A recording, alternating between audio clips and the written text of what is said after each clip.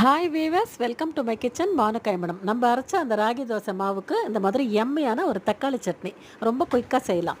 போன வீடியோவில் வேகிற வரைக்கும் காமிச்சிருப்பேன். அந்த வெந்த தக்காளியை தோல் உரித்து காம்பு நீக்கிட்டு கல்லுப்பு மட்டும் கொஞ்சம் சேர்த்து நல்லா பியூரி மாதிரி அடித்து எடுத்துக்கோங்க. அடுப்பில் கடாய் வச்சுருக்கேன். ஒரு குழிக்கரண்டி கல்லெண்ணெய் தாளிச்சிருக்கேன். அதில் ஒரு டீஸ்பூன் கடுகு, ஒரு சிட்டிகை கருவேப்பிலை. இது நல்லா பொரிஞ்சோன்னா நம்ம அரைச்சி வச்சுருக்கிற தக்காளி பியூரி சேர்க்க போகிறோம். அதுக்கு முன்னாடி அரை டீஸ்பூன் காஷ்மீரி சில்லி பவுடர், ஒரு டீஸ்பூன் சாம்பார் பொடி, நம்ம வீட்டில் வச்சுருக்கிற குழம்பு மிளகாய் தூள், அது அந்த எண்ணெயிலே போட்டு நல்லா பொரிய விடுங்க. அப்போ தான் டேஸ்ட் ரொம்ப பிரமாதமாக இருக்கும். சட்டுன்னு ஆகிடும் இந்த சட்னி. இந்த மாதிரி பண்ணால் சின்ன சின்ன ஒரு டிப்ஸு தான், கண்டிப்பாக ட்ரை பண்ணி பாருங்கள்.